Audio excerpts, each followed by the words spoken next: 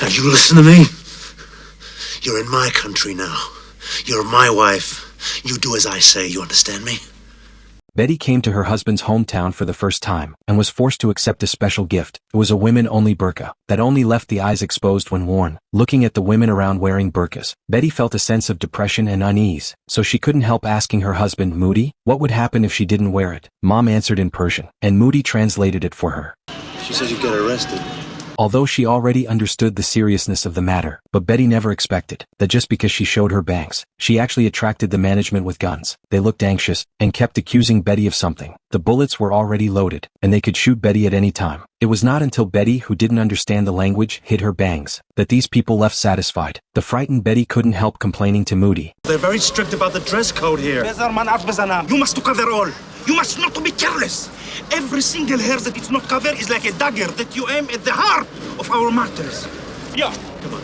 Receiving such treatment upon arrival, Betty deeply regretted following Moody back, and what she didn't know was that this was just the beginning. In fact, when Moody proposed going back to Iran, Betty initially refused. She clearly understood the situation of women in Iran, but facing Moody's sincere words, he even took out the Quran and solemnly swore to ensure that she and their daughter wouldn't suffer any grievances or harm. Moody's oath was like water spilled. On the first day in Iran, Betty once again faced dissatisfaction from Moody's parents, just because she didn't wear the burqa while having a meal. Cultural differences and living habits also made her extremely uncomfortable. At home, she could sleep until she woke up naturally every day, and then enjoy afternoon tea cozily with her family. But here, she needed to get up for prayer just after dawn, and the habit of taking a bath every day was regarded as an unclean behavior here. What she couldn't accept the most was still the burqa that she had to wear all the time. Finally, when the day to go home arrived, Moody looked at the excited Betty indifferently and announced an important decision. We're not going back. We're staying here.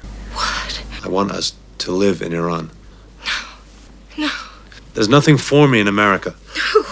Betty sent their daughter out of the room. For the first time, she had a fierce argument with Moody. Betty couldn't believe that her husband had tricked her here, and even quit his job in the United States. She pleaded with Moody to let her go back to the United States, but Moody hoped she would stay. No, I won't stay here. You can't keep me. Now you listen to me. You're in my country now. You're my wife. You do as I say, you understand me? We're staying here.